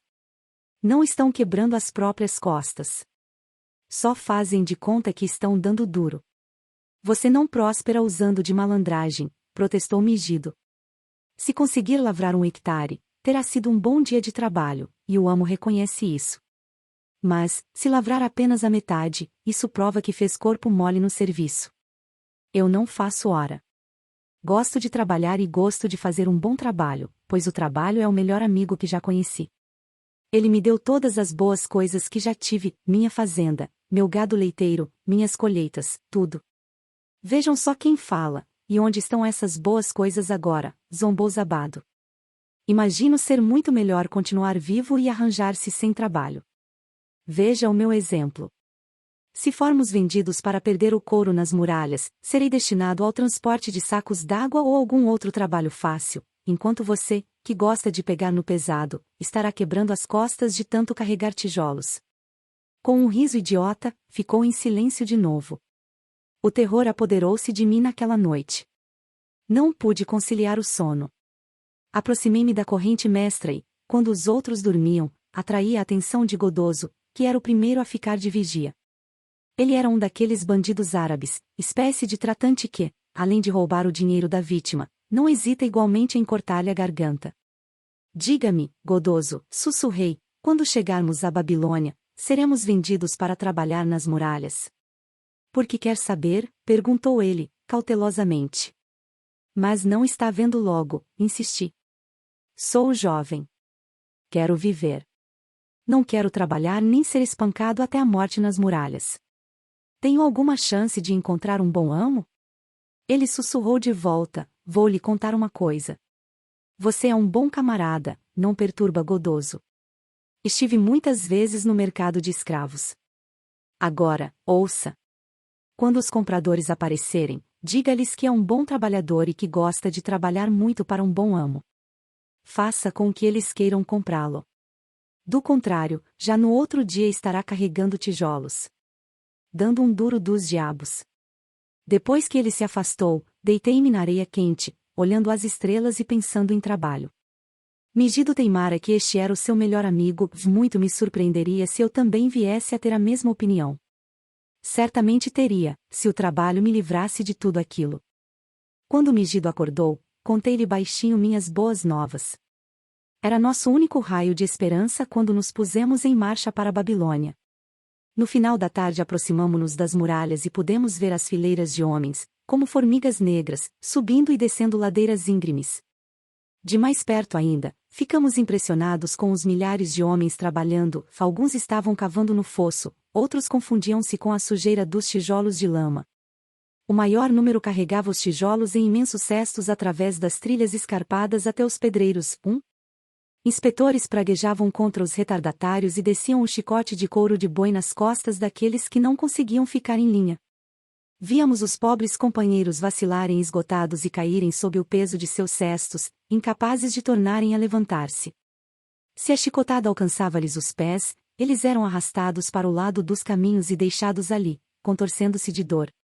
Logo seriam dragados para baixo, a fim de juntar-se a outros corpos jogados ao lado da estrada, esperando uma sepultura ímpia. Quando vi o pavoroso espetáculo, tremi da cabeça aos pés. Então era isso o que esperava o filho de meu pai se não fosse vendido no mercado. Godoso tinha falado com razão. Fomos conduzidos através dos portões da cidade até a prisão dos escravos e na manhã seguinte levados para a praça do mercado. Ali o resto dos homens achava-se petrificado de medo, e só o chicote de nosso guarda pôde convencê-los a adiantar-se para serem examinados pelos compradores. Migido e eu mesmo falávamos avidamente com qualquer homem a quem se nos permitia dirigirmos-nos. O negociante de escravos chamou soldados da guarda real, que algemaram o pirata e brutalmente o açoitaram quando ele protestou. Assim que o carregaram dali, senti uma grande pena dele. Migido percebeu que logo seríamos separados. Quando nenhum comprador se achava por perto, ele me falava com veemência para deixar marcado em minha mente como o trabalho seria valioso para mim no futuro. Alguns homens o odeiam. Fazem dele um inimigo. É melhor tratá-lo como um amigo, aprender a gostar dele. Não se preocupe com que seja árduo. Se pensar nisso como uma casa que você constrói, então quem se importa que as vigas sejam pesadas ou que se ache distante o lugar aonde tem de apanhar água para o estoque? Prometa-me, rapaz, que se tiver um amo vai trabalhar para ele o mais arduamente que puder.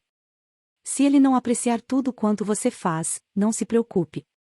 Lembre-se, o trabalho bem feito traz satisfação a quem quer que o tenha realizado e torna o homem melhor. Ele se calou quando um fazendeiro truncudo aproximou-se do cercado e nos olhou como quem examina uma mercadoria. Migido interrogou-o sobre sua fazenda e colheitas, logo convencendo o homem de que seria de grande utilidade para ele. Depois de uma violenta negociação com o vendedor de escravos, o fazendeiro tirou de sob a túnica uma gorda bolsa, e logo Migido seguia um novo amo, saindo do campo de minha visão. Alguns outros homens foram vendidos durante a manhã. Ao meio-dia Godoso confiou-me que o vendedor estava impaciente e que não ficaria ali mais uma noite, antes transferiria todos os que tivessem restado, ao pôr do sol, ao comprador do rei. Eu estava ficando desesperado, quando um homem gordo, de aparência afável, aproximou-se de onde nos encontrávamos e perguntou se havia ali entre nós algum padeiro. Cheguei para perto dele, dizendo: por que deveria um bom padeiro como você procurar outro padeiro de talentos inferiores? Não seria mais fácil ensinar a um homem decidido como eu os seus preciosos talentos? Olhe para mim, sou jovem, forte e amante do trabalho. Dê-me uma chance, e farei o impossível para ganhar ouro e prata para o seu bolso. Ele ficou impressionado com minha boa disposição e começou a negociar com o vendedor, que não tinha reparado em mim desde que me comprara, mas que agora gabava com eloquência minhas habilidades, saúde e boa constituição.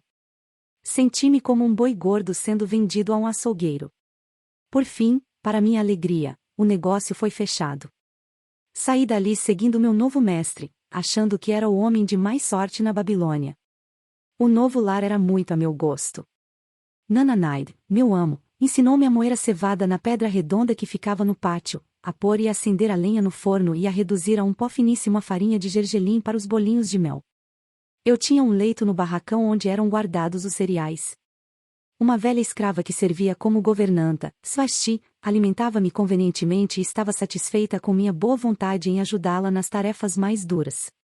Ali estava a chance muito esperada de mostrar-me útil a meu amo e, quisessem os deuses, de encontrar um meio para ganhar a liberdade. Pedi a Nananaide que me ensinasse a fazer a massa do pão e assá-lo. Foi o que ele fez, muito animado com o meu interesse. Mais tarde, quando já dominava esse terreno, aprendi a preparar e assar os bolinhos de mel. A possibilidade de ócio encantou meu dono, mas Vashti balançava a cabeça, desaprovando. Não trabalhar é uma coisa ruim para qualquer homem, declarou ela. Achei que já era tempo de pensar numa maneira de começar a obter dinheiro para comprar minha liberdade. Como a feitura dos pães encerrava-se ao meio-dia, julguei poder contar com a aquiescência de Nananaide se eu encontrasse uma ocupação lucrativa para a parte da tarde e que ele não se importaria em dividir comigo os meus próprios ganhos. Tive a seguinte ideia: por que não assar uma quantidade maior de bolinhos de mel e vendê-los a homens famintos nas ruas da cidade? Apresentei o plano a Nananaide, dizendo-lhe: se eu puder usar minhas tardes, depois que os pães estiverem assados, a fim de ganhar dinheiro para você, não lhe bastará senão dividir os ganhos comigo, para que eu possa ter o meu próprio dinheiro e gastá-lo com essas coisas que todo homem deseja e precisa. Mais do que justo, concordou ele. Quando lhe falei sobre o plano de vender nas ruas nossos bolinhos de mel, ele logo se entusiasmou com a ideia. Eis o que faremos, sugeriu. Você venderá cada 2 bolinhos por uma moeda de cobre. Metade das moedas ficará comigo para pagar pela farinha, o mel e a lenha para o forno. Dividiremos o que sobrar meio a meio. Fiquei muito feliz com seu generoso oferecimento, que me permitiria guardar para mim 1/4 das vendas. Naquela noite trabalhei até tarde para fazer uma bandeja onde empilhar os bolinhos. Nananaid me deu uma de suas túnicas usadas, para me mostrar apresentável, e Swasti ajudou-me a remendá-la e lavá-la. No dia seguinte assei uma quantidade extra de bolinhos de mel. Ficaram tostadinhos e tentadores sobre a bandeja, e percorri as ruas apregoando minha mercadoria. No princípio, ninguém pareceu interessado, e isso me deu um grande desânimo. Prossegui, e, já pelo final da tarde, à medida que as pessoas ficavam esfomeadas, os bolinhos começaram a sair, e logo minha bandeja ficou vazia. Nananaid revelou-se contente com o meu sucesso e de bom grado pagou minha parte. Eu exultava com minhas moedas de prata. Megido tinha razão quando afirmava que um amo apreciava o bom trabalho de seus escravos. Nessa noite, eu estava tão exultante com meu êxito que quase não pude conciliar o sono, tentando imaginar a soma total dos ganhos em um ano e de quantos anos precisaria para comprar minha liberdade. Como saía todos os dias com minha bandeja repleta de bolinhos, logo arranjei fregueses certos. Um destes não era outro senão seu avô, Arad Gula. Ele era um comerciante de tapetes e vendia para as donas de casa, indo de uma ponta a outra da cidade, acompanhado por um burro abarrotado de tapetes e um escravo negro para desdobrá-los. Ele comprava 2 bolinhos para si mesmo e 2 outros para o escravo, sempre se detendo para conversar comigo enquanto os comia. Seu avô disse-me um dia uma coisa que nunca mais esquecerei. Gosto dos seus bolinhos, meu jovem, mas muito mais da maneira refinada com que você os oferece.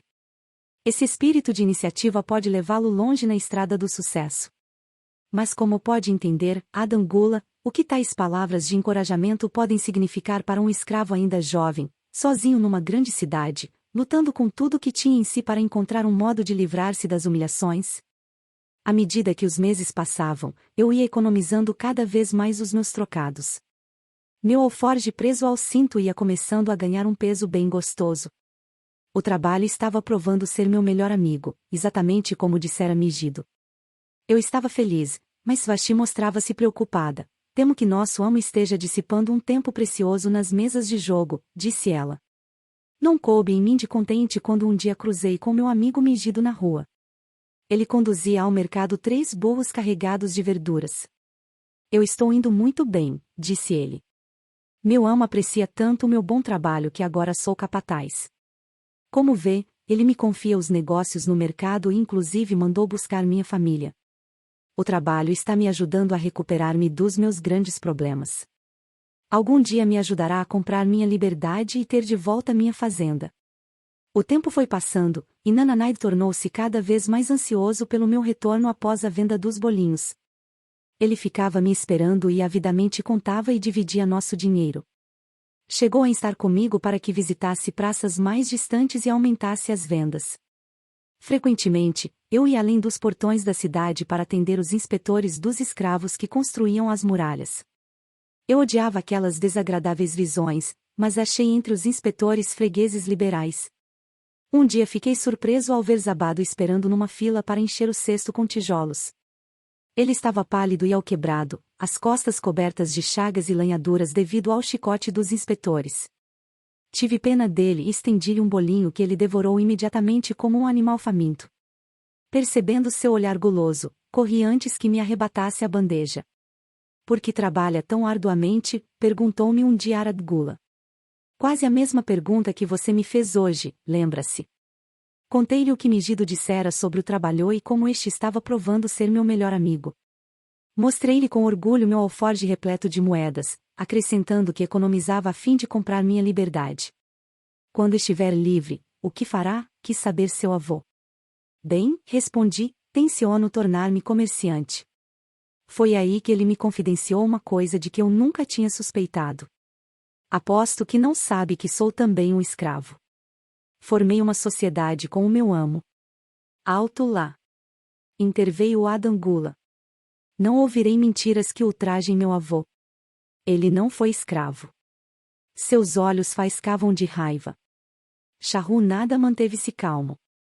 Respeito seu avô por ter superado o infortúnio, tornando-se um cidadão proeminente em Damasco. Acha que você, seu neto, é feito do mesmo molde? É homem suficiente para encarar a verdade ou prefere viver alimentando falsas ilusões? Adam Gula endireitou-se na cela. Numa voz sufocada por profunda emoção, replicou.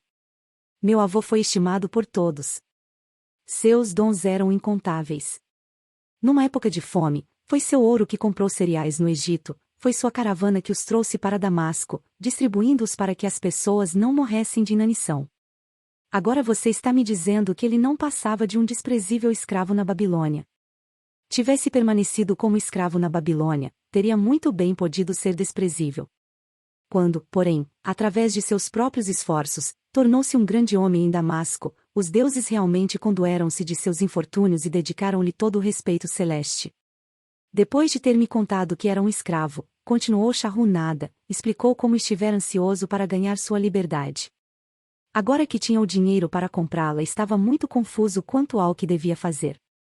Havia muito não fazia boas vendas e temia deixar a proteção de seu amo. Condenei sua indecisão. Não fique grudado por muito tempo a seu amo. Experimente novamente a sensação de ser um homem livre. Haja e obtenha êxito como um homem livre. Decida o que deseja realizar, e então o trabalho o ajudará a fazê-lo.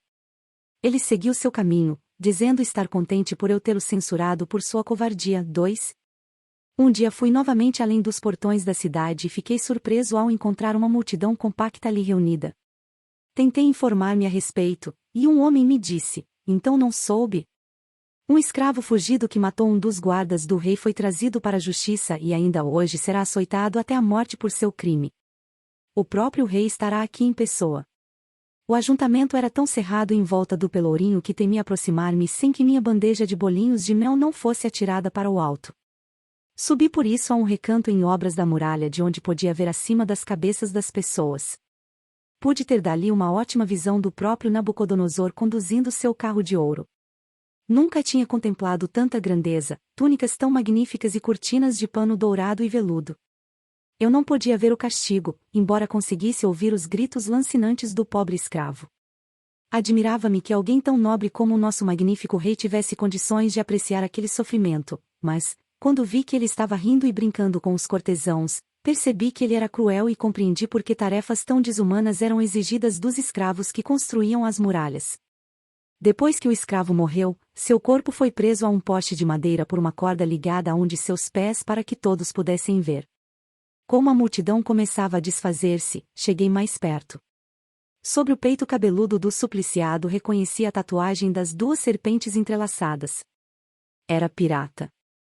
Na próxima vez que encontrei Arad-Gula, ele era um homem mudado. Cumprimentou-me cheio de entusiasmo. Veja, o escravo que você conheceu é agora um homem livre. Havia mágica em suas palavras. Minhas vendas e meus lucros cresceram. Minha esposa não cabe em si de contente. Ela era uma mulher livre, sobrinha de meu amo. Ela deseja bastante que nos mudemos para outra cidade onde ninguém saiba que já fui um escravo. Desse modo, nossos filhos estarão livres de censuras devido ao infortúnio do pai. O trabalho se tornou meu melhor esteio. Capacitou-me a recuperar a confiança e minha habilidade para vender. Fiquei satisfeito em ter podido pagar-lhe, ainda que de modo tão simples, o encorajamento que ele tinha me dado. Uma noite, Svasti me procurou profundamente abalada. Seu amo está com problemas. Temo por ele. Há alguns meses vem perdendo grandes somas nas mesas de jogo. Não está pagando ao fazendeiro pelos cereais nem pelo mel. Não está pagando ao emprestador de dinheiro. Eles estão revoltados e ameaçam-no.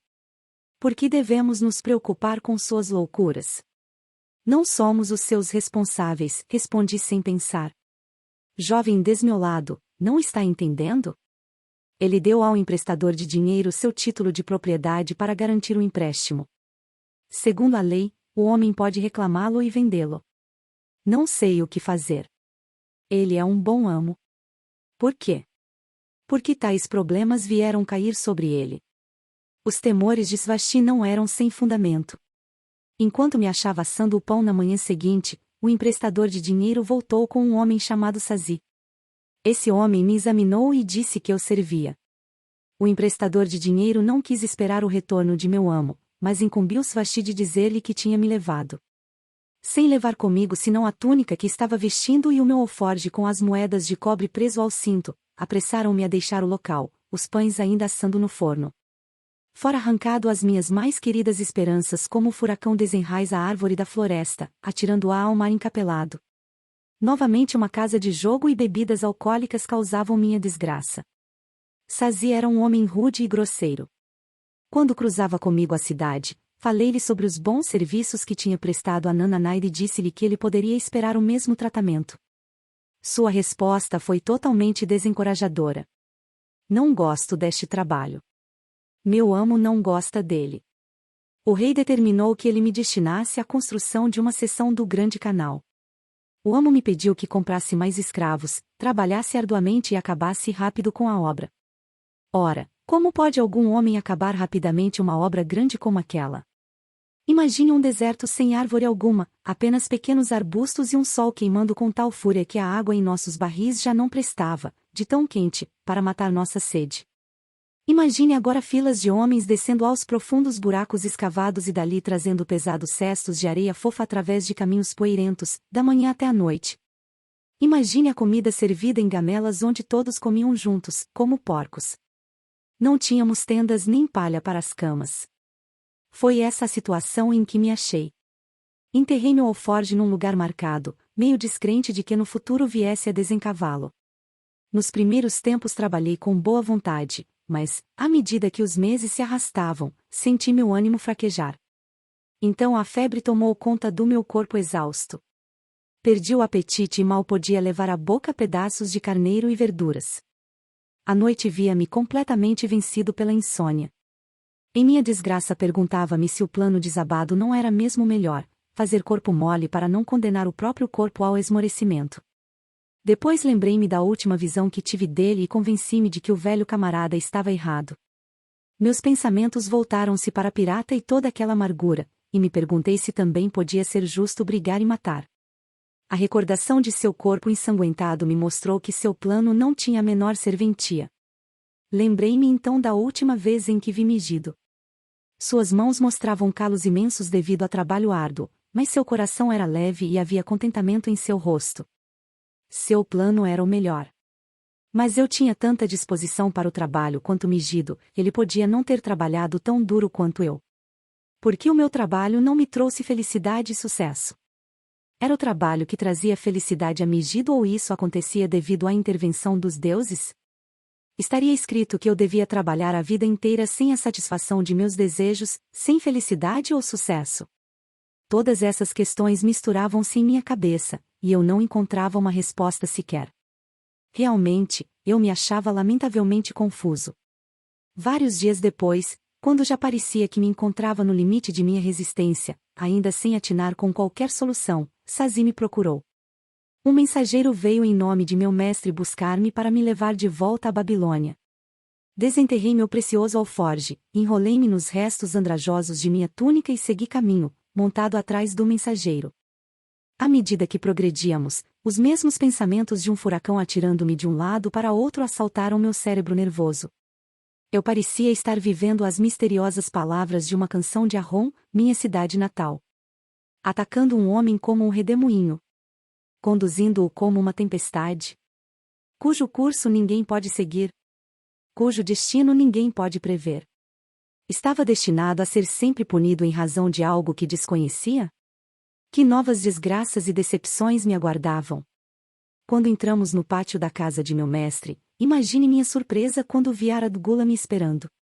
Ele me ajudou a apear e me abraçou como a um irmão há muito desaparecido. Quando nos pusemos a andar em direção ao interior da casa, quis ir atrás dele como um escravo deve seguir o amo, mas ele não me permitiu fazê-lo. Passou o braço pelo meu ombro, dizendo: procurei-o por toda parte.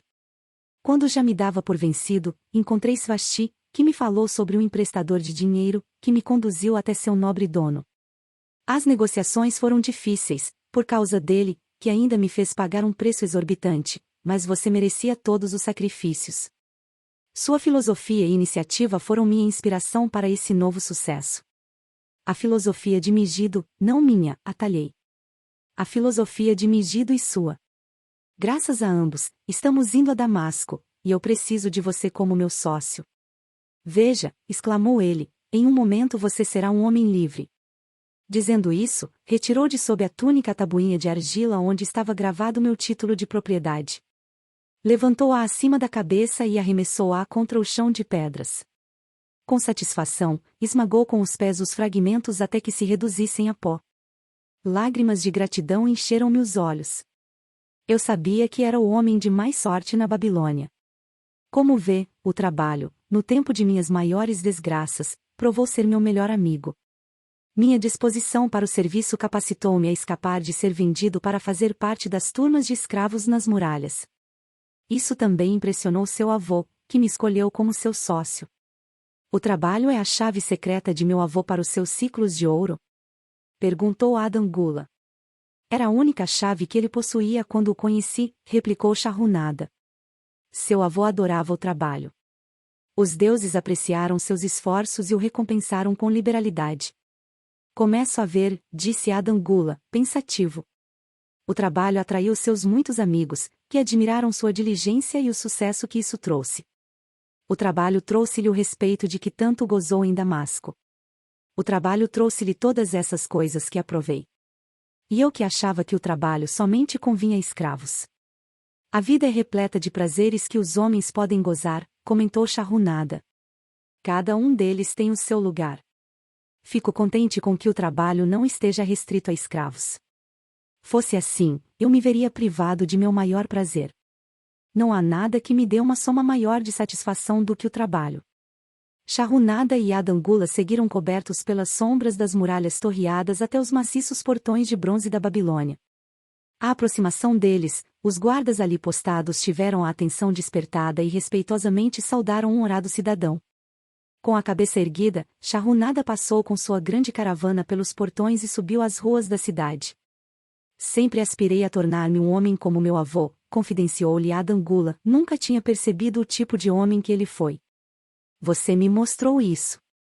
Agora que compreendo, admiro-o ainda mais e sinto-me muito mais determinado a ser como ele. Temo que nunca lhe poderei pagar por ter me dado a verdadeira chave do sucesso dele. Daqui por diante usarei essa chave. Quero começar de maneira humilde, como ele, que convém à minha verdadeira posição muito mais do que joias e roupas finas. Assim dizendo, Adam Gula arrancou as bugigangas que lhe pendiam das orelhas e os anéis que lhe enfeitavam os dedos da mão. Freando o cavalo, foi ficando um pouco para trás, até que voltou a seguir em frente, cheio de respeito, mas atrás do líder da caravana. Um esboço histórico da Babilônia.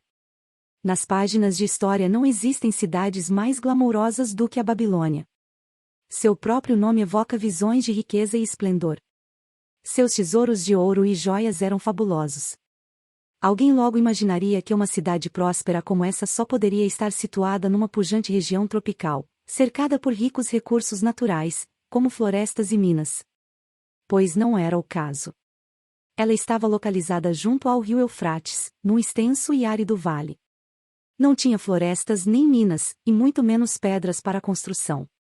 Não se achava sequer próximo a uma daquelas estradas comerciais da época. Como se não bastasse, a chuva era minguada para o cultivo de grãos.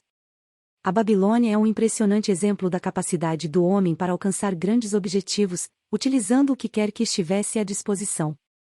Todos os recursos que sustentavam essa grande cidade foram desenvolvidos pelo homem. Todas as suas riquezas foram por ele produzidas. A Babilônia possuía apenas dois recursos naturais, um solo fértil e a água do rio. Numa das maiores realizações de todos os tempos, os engenheiros da Babilônia desviaram as águas do rio por meio de represas e imensos canais de irrigação. Cruzando grandes distâncias através do vale árido, esses canais despejavam suas águas revigorantes sobre o solo fértil. Isso se coloca entre as primeiras façanhas da engenharia conhecidas na história. Abundantes colheitas foram a recompensa por esse sistema de irrigação que o mundo nunca tinha visto antes. Felizmente, durante sua longa existência, a Babilônia foi governada por sucessivas linhagens de reis para quem conquistar e pilhar não passavam de situações episódicas.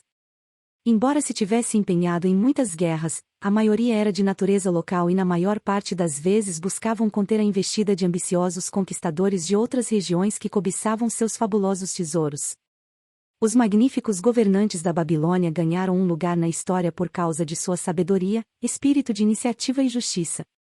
A Babilônia não produziu monarcas pomposos que ansiassem por conquistar um mundo conhecido para que todas as nações pudessem homenagear seu egotismo. Como cidade, a Babilônia não existe mais. Quando essas estimulantes forças humanas que a construíram e mantiveram por milhares de anos se dissiparam, ela logo se tornou uma ruína desabitada. Sua localização fica na Ásia, a cerca de 600 milhas a leste do Canal de Suez, bem ao norte do Golfo Pérsico. Sua latitude é mais ou menos 30 graus acima do Equador, praticamente a mesma de Yuma, no Arizona. O clima é parecido com o dessa cidade americana, quente e seco. Hoje o Vale do Eufrates, antes uma populosa região de próspera agricultura, não passa de um deserto árido batido pelo vento. Uma vegetação rala de arbustos luta para sobreviver contra as tempestades de areia. Lá se foram os campos férteis, as gigantescas cidades e as grandes caravanas de ricas mercadorias. Bandos nômades de árabes, levando uma vida difícil com seus pequenos rebanhos, são seus únicos habitantes. Tem sido assim desde o começo da era cristã. Colinas de terra semeiam o vale. Durante séculos, os viajantes acostumaram-se a considerá-las desse modo. A atenção dos arqueólogos foi finalmente despertada devido a pedaços de cerâmica e de tijolos que começaram a aparecer depois de ocasionais aguaceiros.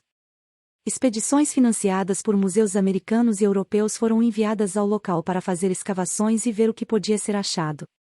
Paz e picaretas logo provaram que essas colinas eram antigas cidades. Cidades sepultadas, não haveria talvez melhor expressão para elas. A Babilônia era um desses achados. Durante algo em torno de 20 séculos, os ventos espalharam sobre ela a poeira do deserto. Construídas originalmente de tijolos, suas muralhas muito expostas tinham se desintegrado, caindo mais uma vez por terra. Assim é a Babilônia, a faustosa cidade, em nossos dias. Um amontoado de sujeira por tanto tempo abandonado que nenhuma pessoa viva chegou sequer a saber seu nome, até que foi descoberta através da cuidadosa remoção dos restos seculares de ruas e dos escombros de seus nobres templos e palácios. Muitos cientistas consideram a civilização babilônica e a de outras cidades no vale como as mais antigas entre aquelas que possuem um registro definido. Datas positivas assinalam um recuo de 8.000 anos.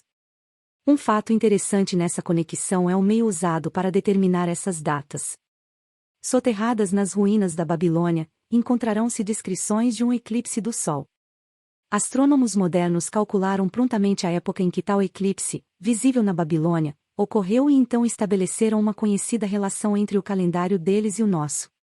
Conseguimos portanto provar que há 8.000 anos os sumerianos, que habitaram a Babilônia, viveram em cidades muradas. Mas só podemos conjecturar sobre quantos séculos antes essas cidades existiram. Seus habitantes não eram meros bárbaros vivendo dentro de suas muralhas protetoras. Eram um povo culto e educado. Até onde pelo menos a história escrita pode chegar, eles foram os primeiros engenheiros, os primeiros astrônomos, os primeiros matemáticos, os primeiros financistas e o primeiro povo a ter uma linguagem escrita. Já fizemos menção aos sistemas de irrigação que transformaram o vale árido num paraíso agrícola. O que restou desses canais pode ainda ser acompanhado, embora quase todos estejam completamente cobertos pela areia acumulada. Alguns eram tão grandes que, quando sem água, uma dúzia de cavalos poderia correr lado a lado sobre o seu leito. Em tamanho, não ficam nada a dever aos maiores canais do Colorado e de Utah. Além de irrigarem as terras do vale, os engenheiros babilônicos realizaram um outro projeto de similar magnitude. Por meio de um sofisticado sistema de drenagem, recuperaram para o cultivo uma imensa área pantanosa na foz dos rios Tigre e Eufrates.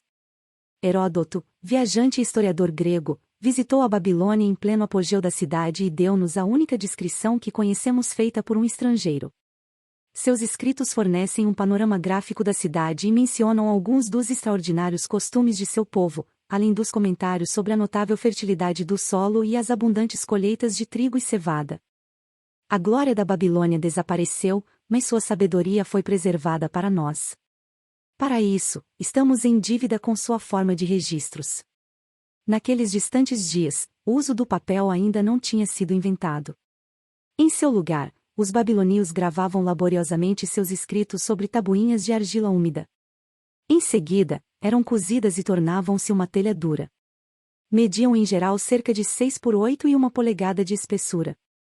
Essas tabuinhas de argila, como eram comumente chamadas, tinham um uso tão disseminado quanto têm hoje nossas modernas formas de escrita. Os habitantes gravavam sobre as tabuinhas lendas, poesia, história, transcrições dos decretos reais, as leis da terra, títulos de propriedade, notas promissórias e até cartas que mensageiros levavam a cidades distantes. Através delas, temos condições de reconstituir diversos aspectos da vida íntima e pessoal do povo.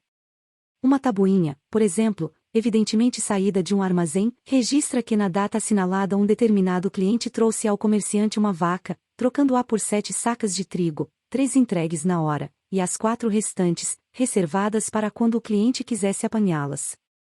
Conservadas intactas sob os destroços das cidades, os arqueólogos recuperaram bibliotecas inteiras dessas tabuinhas, centenas de milhares delas.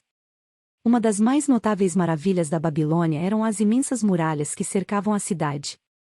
Os antigos classificam-nas, como a Grande Pirâmide do Egito, entre as 7 maravilhas do mundo. Atribui-se à rainha Semíramis a construção das primeiras muralhas durante os primórdios da cidade. Modernos escavadores não conseguiram achar qualquer traço das muralhas originais. Não sabemos mesmo quanto mediam de altura. Segundo menção dos primeiros escritores, estima-se que tivessem entre 50 e 60 pés de altura, voltadas para o lado de fora com seus tijolos queimados e, além disso, protegidas por um profundo fosso de água. As muralhas mais recentes e mais famosas foram iniciadas cerca de 600 anos antes de Cristo pelo rei Nabopolassar. Era de tal envergadura seu projeto de reconstrução que ele não viveu o suficiente para ver a obra concluída. Esta foi continuada por seu filho, Nabucodonosor, cujo nome é bastante familiar na história bíblica. A altura e a extensão dessas últimas muralhas desafiam a própria credulidade. Autores idôneos julgam que elas alcançassem a altura de 160 pés, o equivalente a um moderno prédio de escritórios de 15 andares. Sua extensão total estaria estimada entre 9 e 11 milhas. Tão amplo era o topo que uma carruagem de 6 cavalos podia ser conduzida sobre ele. Muito pouco resta agora dessa tremenda estrutura, alguns pedaços das fundações e o fosso. Além das devastações provocadas pelos elementos naturais, os árabes completaram a destruição, carregando os tijolos para construírem suas próprias casas. Contra as muralhas da Babilônia marcharam, sucessivamente, os exércitos vitoriosos de quase todos os triunfadores dessa época de guerras de conquista. Uma hoste de reis assediou Babilônia, mas sempre em vão. E não se deve considerar levianamente os exércitos desses dias. Historiadores referem que tais unidades contavam com 10.000 cavaleiros, 25.000 carros de guerra, 1.200 regimentos de soldados a pé, cada regimento reunindo 1.000 homens. Compreende-se que se precisasse de 2 ou 3 anos de preparação para organizar os materiais de guerra e conseguir provisões suficientes para os propósitos das expedições. A Babilônia parecia organizada como uma cidade moderna. Havia ruas e lojas. Vendedores ambulantes ofereciam suas mercadorias através dos distritos residenciais. Sacerdotes oficiavam magníficos templos. Dentro da cidade havia um encrave cercado para os palácios reais, com muros tão altos, segundo se diz, como as muralhas que circundavam a própria cidade. Os babilônios eram hábeis nas artes. Estas incluíam a escultura, a pintura, a tecelagem, a ourivesaria, a manufatura de armas e os implementos agrícolas. Seus joalheiros criaram objetos belos e artísticos. Muitas amostras foram recuperadas das sepulturas de seus ricos cidadãos e podem agora ser vistas nos principais museus do mundo. Num período realmente remoto em que o restante do mundo estava ainda cortando árvores com machados de pedra, ou usando na caça e na guerra lanças e flechas com pontas de sílex, os babilônios já conheciam machados, lanças e flechas com pontas de metal. Os babilônios eram financistas e homens de negócios talentosos. Até onde podemos saber, foram os inventores do dinheiro como meio de troca, das notas promissórias e dos títulos de propriedade escritos. A Babilônia nunca foi invadida por exércitos hostis até cerca de 540 anos antes do nascimento de Cristo. Mesmo então suas muralhas não foram tomadas. A história da queda da Babilônia é mais extraordinária. Ciro, um dos maiores conquistadores daquele período, pretendia atacar a cidade e esperava vencer suas muralhas inexpugnáveis. Conselheiros de Nabonido, o rei da Babilônia, persuadiram-no a sair ao encontro de Ciro e dar-lhe combate sem esperar que a cidade fosse sitiada. Derrotado o exército babilônico, este abandonou a cidade. Consequentemente, Ciro encontrou os portões abertos e transpô-los sem qualquer resistência. A partir daí o poder e o prestígio da cidade foram aos poucos minguando, até que, no curso de algumas centenas de anos, ela se viu finalmente abandonada, entregue à própria sorte, transformada mais uma vez, pelos ventos e tempestades, na terra deserta sobre a qual sua grandeza fora originalmente construída. A Babilônia caiu, nunca mais se ergueu, mas nossa civilização tem grandes dívidas com ela. Os íons A3 e do tempo cobriram de areia os altivos muros de seus templos, mas a sabedoria da Babilônia permanece.